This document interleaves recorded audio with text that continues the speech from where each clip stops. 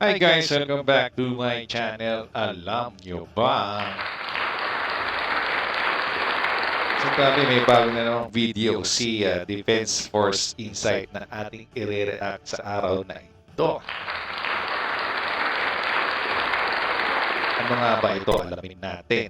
So sabi nga niya dito, why does the Philippines needs the multi-role fighter SAAB?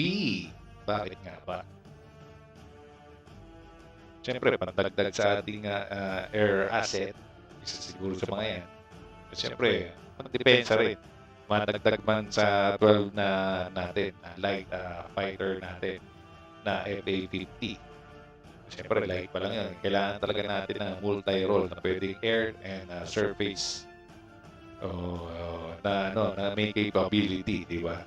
So, talaga kailangan natin ng multi-role na fighter jet. So, bakit nga ba? So, alamin na natin.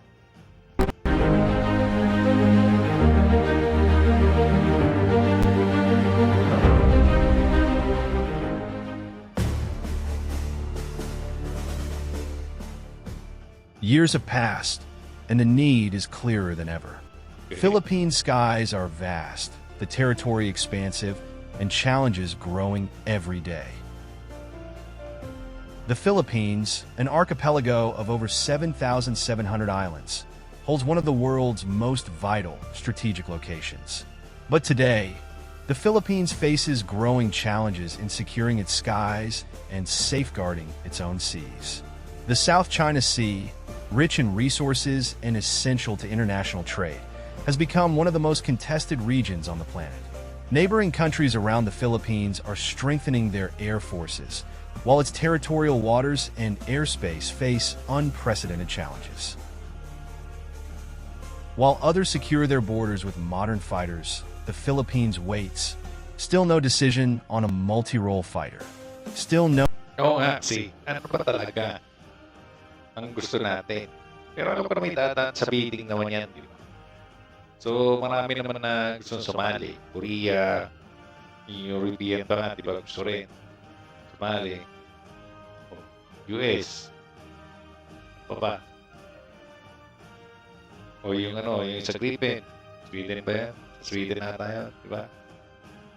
Pero kumuha na kayo ng bidding Kasi nga siguro yung budget talaga kasi nagko-constraints din. Kaya hindi pa matuloy-tuloy ang pag-bidding siguro talaga sa budget. Ano ba talaga may budget ba tayo o wala? Diba? Kasi matunog yan eh. Isa yan sa mga major asset na kailangan ng ating Philippine Air Force. Diba?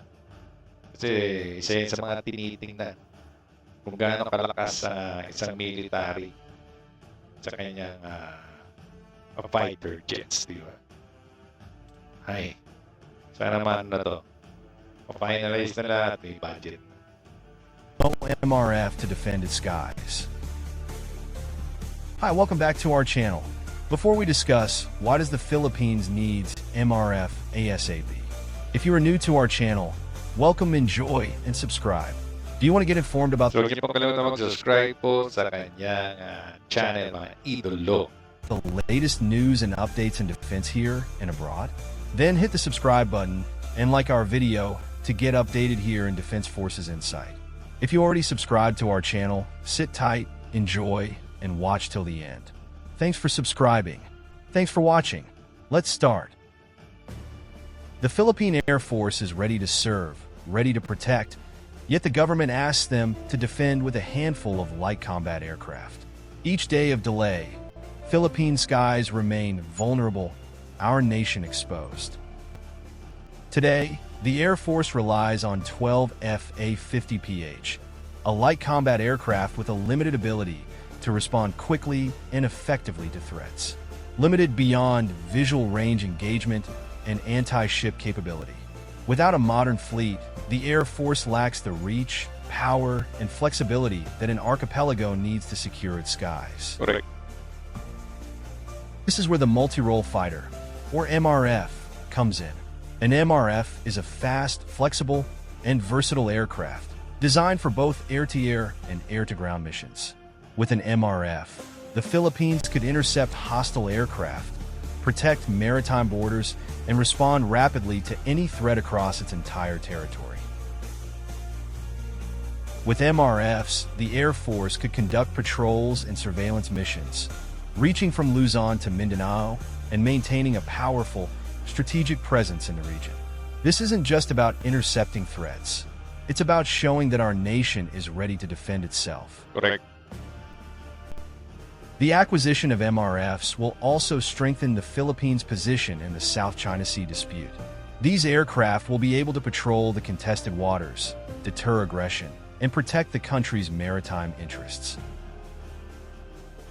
Investing in a new generation of fighter jets will also provide opportunities for the Philippine Air Force to upgrade its training facilities and enhance the skills of its pilots.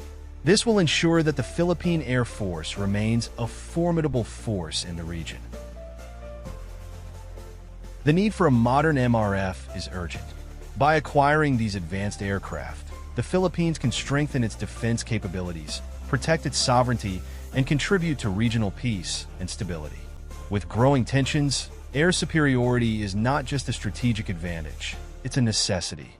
Every day, without MRFs, leaves the Philippines vulnerable. Now is the time to act.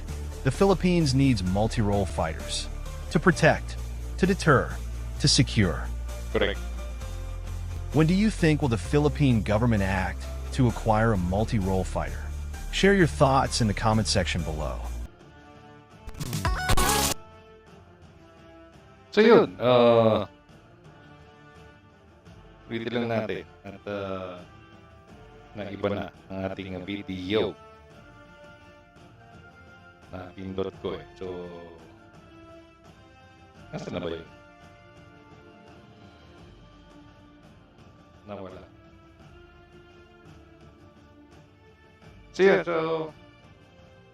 yun nga, kailangan na talaga natin yan. Kasi, kailangan din natin ng air superiority. Kasi, kahit na konti pa lang yan, kung titignan naman ang kalaban, di ba? Hindi naman natin sinasabing kalaban na agad.